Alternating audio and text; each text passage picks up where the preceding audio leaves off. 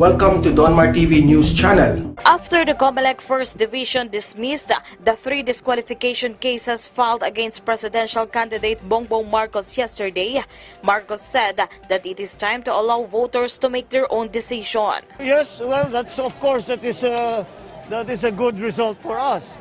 And now maybe we can carry on with the campaign without all of these distractions that were put in the way, and allow our people to make their own decision and to vote for who the candidate is that they want. But the petitioner said that they will still fight for the case and will file a motion for reconsideration next week. Ang nakakalungkot lang ay baka yung mga commissioner, iba lang po yung kanilang pananaw. Pero to say na kami po nagkamali at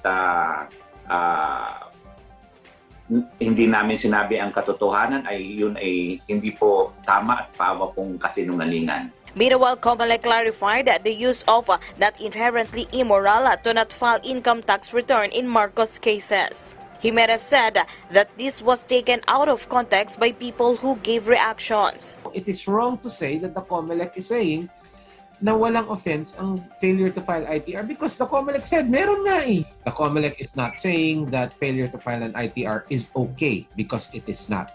Alright? Also very important to emphasize, failure to file an ITR is not by itself necessarily tax evasion. Okay? These are 2 different offenses, punished differently under the law. The dismissed cases are still appealable to the COMELEC and Bank. Meanwhile, there is still 1 pending petition against Marcos in the 2nd Division.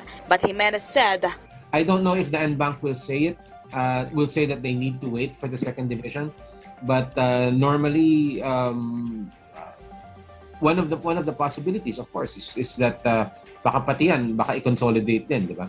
Kasi kung pare-pareho naman din yung grounds, no? So we'll have to wait to see what the NBank decides. Meanwhile, presidential candidate Manila City Mayor Francisco Isko Moreno Dumagoso says some may be encouraged to avoid paying taxes. This is due to the Commission on Elections ruling on the disqualification case filed against Bongbong Marcos. The dismissal of the disqualification case filed against Bongbong Marcos in the Commission on Elections may lead to instability.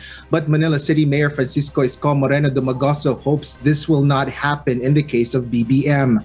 The 47-year-old presidential candidate further says this may lead to others committing tax avoidance, which will greatly affect the country. I hope hindi siya mag-create ng instability sa ating buhay bilang bansa. Kasi tama rin ang opinion mo na baka magkaroon ng masamang epekto ito sa iba nating mga kababayan na ganun nga ang gawin nila. Kasi baka gayahin. Ito yung hindi magandang gayahin. Meanwhile, the COMELEC stands by its earlier campaign guidelines prohibiting candidates to take selfie photos with their supporters. COMELEC spokesperson Director James Jimenez says if the candidates would insist, the latter may formally request from the commission so they may decide on the matter. Mayor Dumagoso, however, says they will send a letter of request to COMELEC if it is really necessary. Sumulat na lang sila sa amin para maaktuhan officially, no? That would be the best way to do that. Gusto ko makamayan ng tao. Gusto ko mayakap sila. Gusto ko maramdaman nila ako. Gusto ko malapit ako sa kanila. It's always like that. And I hope whatever rules that they're doing right now, tingnan naman nila yung ibang konsiderasyon na mas gusto ng tao na nakikita nila, nakakasalamuha nila yung kanilang kandidato.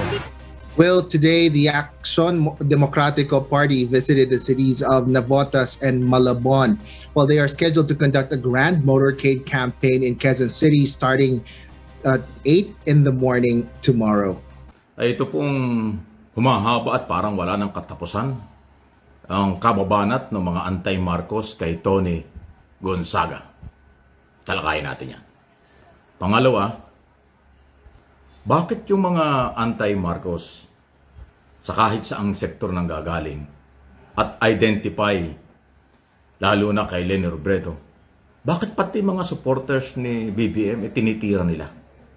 Bakit parang Pikon na pikon sila sa naman nangyayari. Panahon ho ng kampanya ngayon eh. Dapat nakapokus kung ano yung plataforma. Pero bakit ang kailang focus ay paninira? Anyway, talakayin po natin ito. Well, una, ito nga pong mga anti-Marcos o anti-Tony Gonzaga na artista at ngayon ay pinaka-controversial dahil ayaw tigilan eh.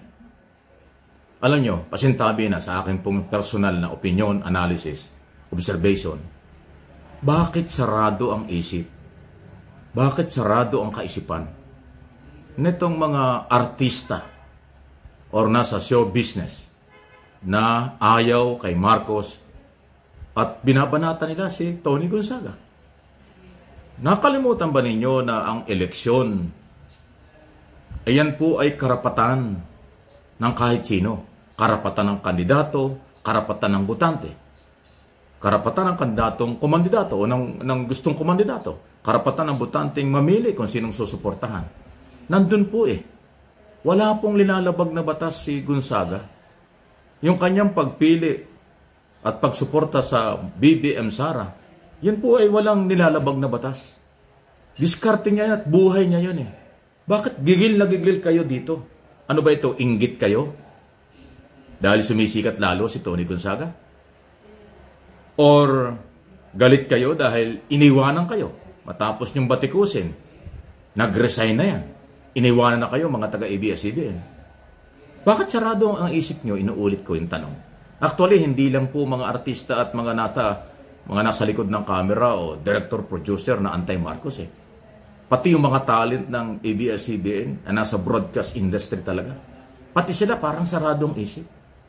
Parang gusto nila ba eh, basta talent nila, kasamahan nila? Sila ay magiging anti-Marcos? Sila ay magiging anti-Marcoleta? O laban sila sa mga kongresistang kasama sa hindi pumabor na sila ay mabigyan ng prangkisa? Ganun ba yun? Ako'y nanghihinayang, alam niyo bakit? Kasi mga artista, nasa showbiz, at nasa mga media personality ng ABS-CBN, kayo sana yung magiging halimbawa eh. Parte kayo ng magbibigay ng halimbawang makatao, mapagmahal, naaayon sa mga batas ang galaw at nagrespeto sa kapwa. Eh parang hindi eh. Mula nung masara yung kampanya nyo, parang one-sided na kayo. Sarado ang inyong kaisipan para unawain ang mga tao at kasamahan nyo o hindi nyo kasamahan sa kanilang paninindigan at paniniwala. Bakit po kayo nakakaganyan? Ano po ang problema nyo? Inuulit ko, si Tony Gonzaga walang nilabag na batas. Kung ano ang kanyang paninindigan, ating irespeto at paniwalaan. Pangalawa, inaanak sa kasal ni Marcos yan. Pangatlo, yung asawa niya si Paul, kamag-anak ni Mrs. Marcos, asawa ni Bongbong Marcos. So, anong problema nyo? Kahit pa walang relasyon, walang hindi ka mag-anak, kung yun ang kailang pinipiling gustong suportahan eh, anong pakialam nyo ron? Paminsan-minsan, mag-isip-isip po kayo. Hindi kumusikat kayo at kayo nawalan ng trabaho, nawalan kayo ng company. Makikialam na kayo sa buhay ng ibang tao kahit kasamahan nyo. Mali, as in maling-mali po yan. Okay? Anyway, pwede po kayo mag-comment, react sa isyong yan. Pangalawang topic na ating pag-usapan, ito rin ay aking sariling opinion, observation, analysis sa mga nangyayari. Bakit yung mga anti-Marcos, matitindi ang mga batikos, parang pikon na pikon sila, lalo na po yung identify na sumusuporta kay Leni Robredo. O kahit kay Moreno, lahat ng mga anti-Marcos. Bakit pati yung mga supporters, followers nilang naninindigan sa kanilang paniniwala, minamasama nyo? Ang politika, general election sa Pilipinas, ito ay ating obligasyong lahat na ayon sa batas na gawin. Okay? May karapatan ang lahat ng botante o kahit hindi botante, basta Pilipino, makisali sa politika sa kailang sariling paniniwala. Bakit ayaw niyong respetuhin yung gano'n? May mga personal eh. Hindi na ba kayo nagsawa ng kaakusang magnanakaw, marsyalo, ganito, masama ito, masama ron? Lahat na lang masama. Binintang nyo, wala namang nangyari. Nagpunta na nga kayo ng COMELEC, nagfile na nga kayo ng mga disqualification cases laban kay Marcos, dinismiss naman lahat. Ibig sabihin, wala kayong napatunayang mali o pagkakamali. Ayaw pa rin yung tumigil ngayon. Bakit hindi na lang kayo pumukus na ihayag ninyo ang inyong mga plataforma ng mga anti-Marcos at nang maintindihan kayo ng bayan? O baka naman wala kayong plataforma kung hindi ang forma lang nyo ay manira ng kalaban sa politika at mga followers, supporters. Alam niyo itong Liberal Party at iba pang partido nasa likod ni Leni Robredo, hindi naman totoong sila ang layunin ay talagang ayusin ang ating bayan Parang lumalabas talaga maghiganti lang. Yung galit nila kay Marcos ng 5 dekada na ibubuhos nila pag sila nagkaroon ng pagkakataon. At isasama pa nila yung galit nila kay Duterte. Ganun ba ang inyong agenda sa buhay? Ay di kayo na lang talaga. Ang gusto ng mga Pilipino, national unity, pagkakaisa, muli, ibangon ang ating bansa, itaas ang moral ng ating bansa at bawat Pilipino. Yun ang kailangan Pero kung agenda nyo ay manira sa nakaraang gobyerno, manira sa mga nakaraang Pangulo, walang mangyayari. Kayo lang yan. Wala talaga kayong kakampi. Kahit sino na mga anti-Marcos, basta yan po yung naging agenda, mahirap kayo manalo. At nakakatakot kayo manalo. Dahil wala kayong gagawin kung hindi manisi ng manisi. Hindi ko kailangan natin. Dapat after election, kung sinong ideklarang nanalo, ating kilalanin at suportahan.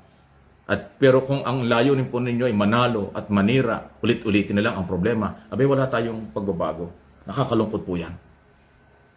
Ngayon, anong kayo? Pagka ganyan ba ang inyong mga agenda, anong kanabukasan meron ng mga Pilipino? Bakit hindi natin payagan at irespeto kung ano ang paniniwala ng bawat isa? Kanino ka mang kandidato sumusuporta, karapatan mo yan, okay lang. At kayong mga kandidato, i-focus na lang ninyo ang inyong magandang platform, kung ano yung kayang gawin kung sakaling magkaroon ng pagkakataon. Yun na lang, yun po yung maganda. Bilang advice na rin natin. Bilang broadcast journalist, bilang vlogger, yan po yung ma-advise ko sa inyo. Pero yung away-away, paninira, intrigahan, wala akong mangyayari sa buhay natin pagka gano'n. At malabong manalo ang politiko o grupo na walang agenda kundi manira at sumilit sa kapwa kandidato at mga follower supporters. Okay? Gumaya kayo dun sa hindi sumasagot. Laging nangunguna sa mga survey. Kalmado because llamado sila. Yan, di ba?